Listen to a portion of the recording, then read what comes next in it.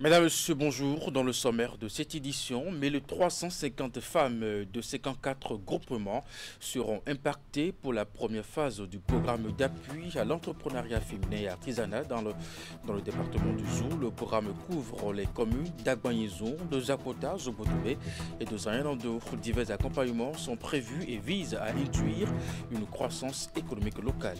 Ensuite, Cotonou abrite depuis ce lundi une réunion des comités techniques de l'association de gestion des ports de l'Afrique de l'Ouest et du Centre, organisée par le port autonome de Cotonou. Cette rencontre vise à harmoniser les pratiques portuaires et définir de nouvelles approches de solutions.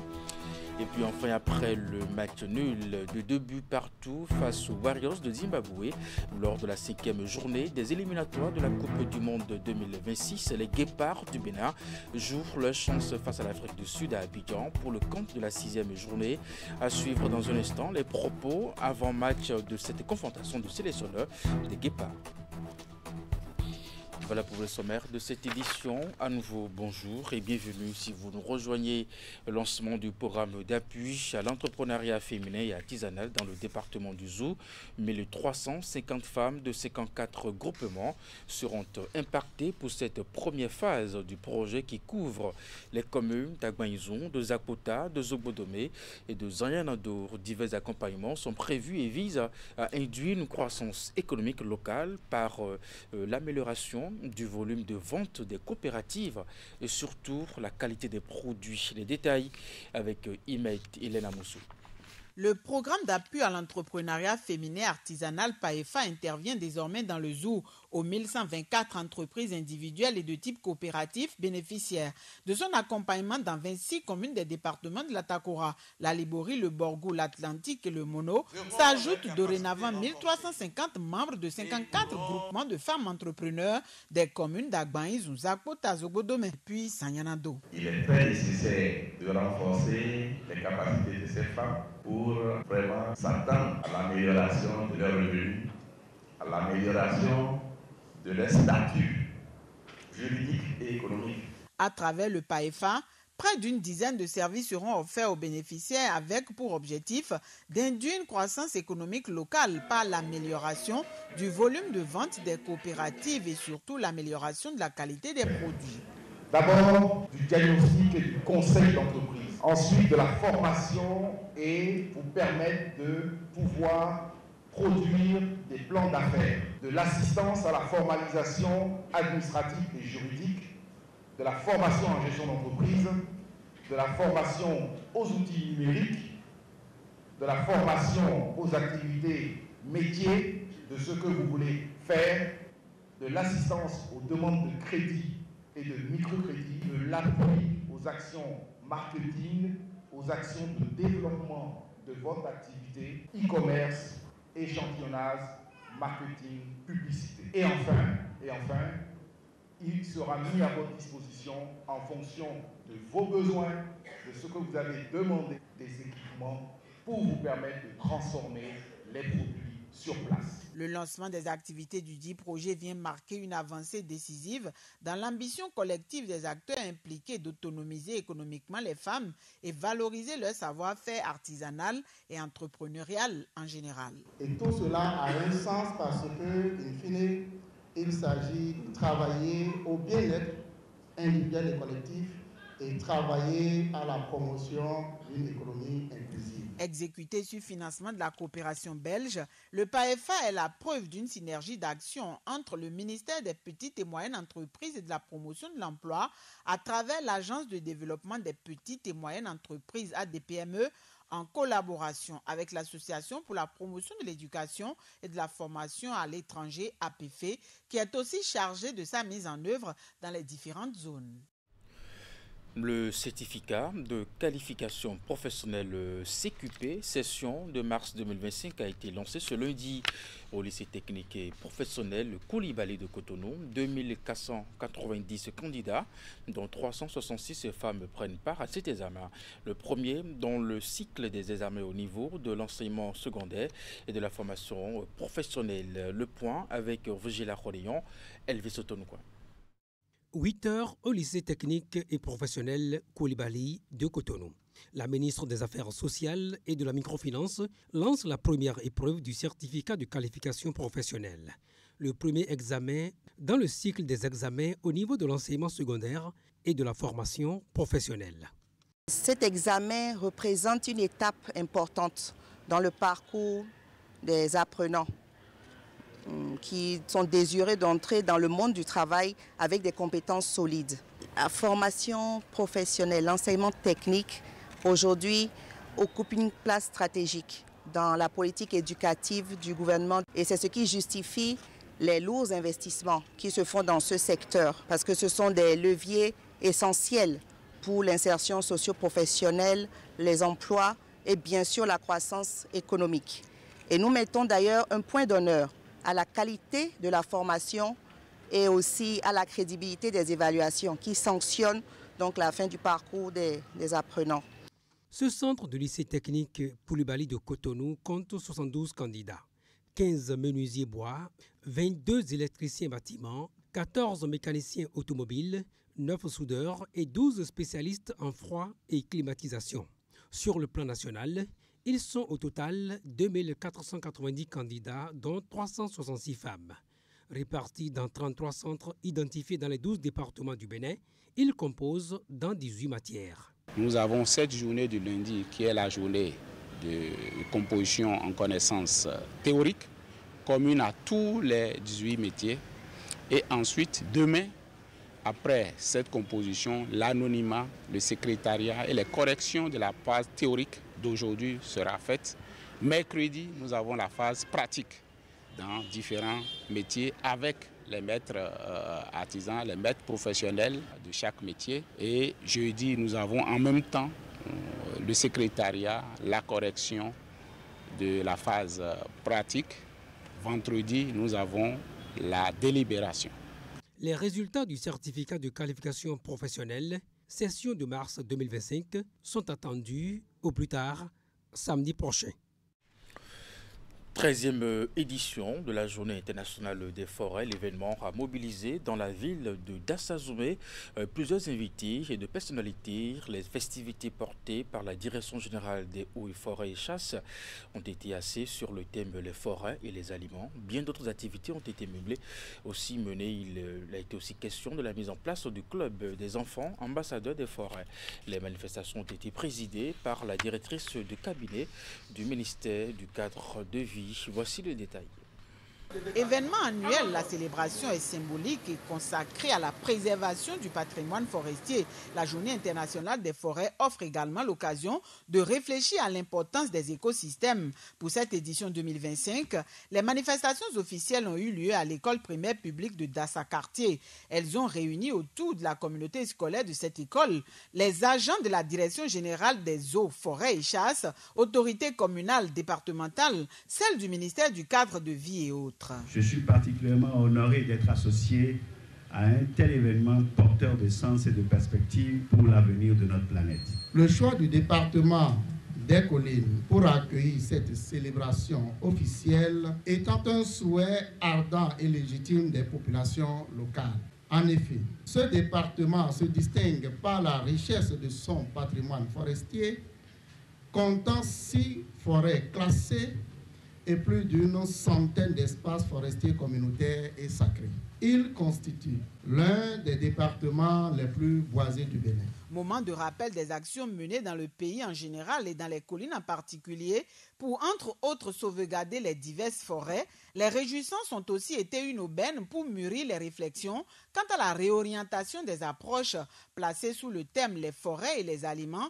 La célébration a également été centrée sur la mobilisation des jeunes et enfants en vue d'une prise en main véritable des problèmes environnementaux. Plusieurs communications ont été présentées dans le but d'informer et d'éduquer les apprenants de l'EPP Dassa-Quartier à l'éco-citoyenneté et surtout les sujets liés à la biodiversité et au changement climatique. La 13e édition de la Journée internationale des forêts, c'est aussi la mise en place des enfants ambassadeurs des forêts. Dans le pays, au total, 300 enfants ambassadeurs sont envoyés en mission. De la même manière, nous procédons à la mise en place officielle de l'ambassade verte au niveau de l'école primaire publique de Dassa-Quartier pour servir de lieu d'apprentissage et de promotion des initiatives vertes au service de la jeune génération. Chers enfants ambassadeurs des forêts, votre rôle commence par les gestes utiles que vous allez adopter pour respecter les forêts et tout ce qui peut toucher à leur vie. Pour clôturer les festivités, de nombreux plans ont aussi été mis en terre, de quoi marquer et renforcer la détermination collective à agir pour un monde plus vert, sain et plus solidaire.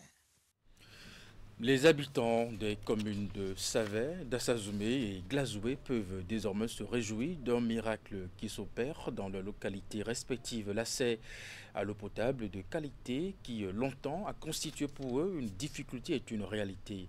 En témoignent ces infrastructures érigées à Savet et Glazoué pour offrir de l'eau potable aux populations et leurs environs. Le Collège des ministres conseillers s'est rendu sur les lieux pour constater ce rêve devenu réalité au profit des populations. C'était dans la journée de ce samedi dernier, 22 mars 2025, jour de la commémoration de la journée mondiale de l'eau. Teddy Goudalo les a suivis. Voici son compte rendu. Descente du Collège des ministres conseillers sur les installations du système d'alimentation en eau potable des villes de Savet, d'Assazoumé, Glazoué et environ. Qui envoie de l'eau vers du barrage d'Aïdjoko en passant par les stations de pompage et de traitement de l'eau de surface recueillie du fleuve Ouémé, les ministres conseillers sont émerveillés par cette réalisation du gouvernement. Si on veut donner le nom de ce site, c'est l'impossible n'est pas talent. Parce que hier, ce qui était impossible, Talon l'a rendu aujourd'hui possible. Merci à cette inclusivité dans l'action gouvernementale de pouvoir mettre toutes les communes, tous les départements sur le même palier. Donc ce que je veux demander à nos compatriotes, c'est de pouvoir travailler ensemble chaque jour pour que la dynamique puisse continuer. Nous sommes venus beaucoup plus célébrer un homme de défi. Cet homme de défi, il a nom le président Patrice Talon. Parce que ceux qui n'ont pas pu desservir les collines de l'eau potable depuis des années, c'est parce qu'ils ont fui devant le défi. Au-delà du barrage d'Aïdjoko déjà opérationnel qui fournit 2 millions de mètres cubes d'eau aux populations des localités concernées, celui de l'IFO à Glazoué est en phase de finalisation. À terme, il fournira 12 millions de mètres cubes d'eau et va desservir les localités de Paouyan, Savalou, Dassazoumé et bien d'autres. Cette action vient donc soulager les peines des populations du département des collines en matière d'accès à l'eau potable en milieu rural. C'est fou. Je me rappelle du discours sur l'état de la nation du président de la République, le président Talon, qui disait qu'à sa prise de fonction, le Bénin était à 42% d'eau potable pour les populations rurales. Et en 8 ans, nous avons réussi à porter ce taux à 82%. Cela dénote de la cohésion dans l'action gouvernementale. Les ministres conseillers, loin d'être des doublons des ministres, sont des compléments utiles pour donner de l'accélération à l'action gouvernementale. D'ici les 30, 50 années à venir, grâce au leadership du président Patrice Talon, grâce au travail de son gouvernement, il n'y aura plus jamais de problème d'eau potable dans les collines. Le projet de renforcement du système d'alimentation en eau potable des villes de Savet, d'Assazoumé, Glazoué et environ constitue un succès à l'actif du gouvernement. Avec cette détermination du président Patrice Talon, les difficultés d'accès à une eau de qualité dans les collines sont donc conjuguées au passé. Et dans la suite de cette édition, justement, audience à la Haute Autorité de l'Audiovisuel et de la Communication, une délégation de l'Agence française de développement avec à sa tête la directrice a été reçue en audience par Édouard Locaux. Avec le président de la HAC, il était question d'échanger sur les activités allant dans le cadre du lancement d'un projet d'appui aux médias béninois. Pour plus de détails, je vous invite à suivre la directrice de l'AFD Bénin à sa sortie d'audience au micro de Florence Bossard. Nous avons eu la chance d'être reçus ce matin par le président de la HAC à l'occasion de la venue à Cotonou d'une mission composé de chargés de mission de notre équipe gouvernance à Paris et Abidjan, ainsi qu'une représentante de CFI, pour lancer le démarrage des activités de Média OS, qui est un projet d'appui aux médias au Bénin. C'est un projet régional qui couvre le Bénin, le Togo et le Tchad à hauteur de 10 millions d'euros.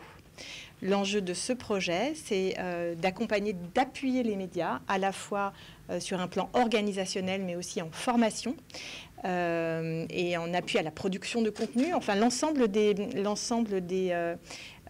objectifs va être en fait co-construit avec les partenaires béninois et notamment des médias qui vont être sélectionnés cette semaine pour co-construire ce projet qui va être évidemment regardé de près aussi par la HAC, puisque dans ces subventions sont inclus aussi un appui aux autorités de régulation des pays qui sont couverts par le projet. Le président de la HAC nous a rappelé les besoins qu'il y avait aujourd'hui, notamment en formation des journalistes, en appui en matériel. Donc il s'agira cette semaine de voir avec l'ensemble de ses partenaires où sont les besoins et comment ce projet peut les accompagner au mieux. Et puis je voulais annoncer en titre Cotonou abrite depuis ce lundi une réunion des comités techniques de l'association de gestion des ports de l'Afrique de l'Ouest et du centre organisé par le port autonome de Cotonou.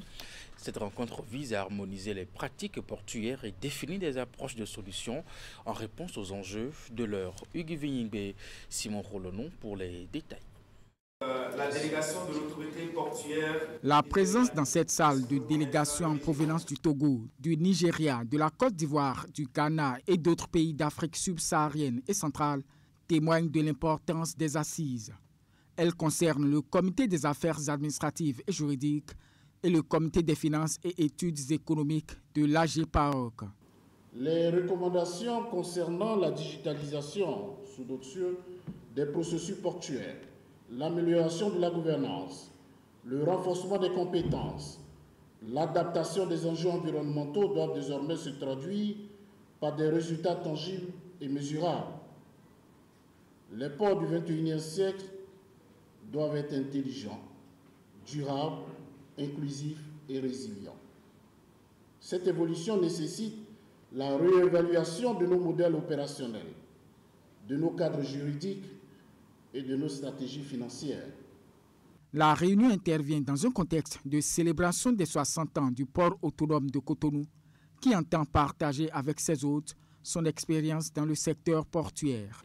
En tant qu'hôte de cette session, le port autonome de Cotonou s'engage à partager son expérience avec vous, notamment en matière de modernisation de ses infrastructures et d'optimisation de ses services logistiques. Nous croyons fermement que la mutation des savoir-faire au sein de la GPAOC est la clé pour hisser nos ports au rang des références mondiales. À l'agenda de cette rencontre de 3 jours, entre autres activités, des travaux en comité et une visite des installations du port autonome de Cotonou. On parle sport à présent, après le nul de 2 buts partout face aux Warriors du Zimbabwe lors de la 5e journée des éliminatoires de la Coupe du Monde en 2026. Les Guépards du Bénin jouent leur chance face à l'Afrique du Sud à Abidjan pour le compte de la 6e journée. Le sélectionneur des Guépards accorde une confiance en son groupe sans pour autant minimiser l'adversaire. On l'écoute. Nous avons envie, bien sûr, de les prendre. Nous sommes en course, toujours. Nous avons effectué 5 matchs, dont 3 à l'extérieur et seulement 2 à domicile, ici à Abidjan. Et les 2, nous les avons gagnés. Jamais 203, comme on dit. Donc, on va essayer de remporter ce match, qui va être extrêmement difficile, parce que c'est probablement, avec le Nigeria, la meilleure équipe en ce qui concerne l'effectif. Mais on a prouvé que depuis le match aller, qui était en novembre 2023 déjà, notre équipe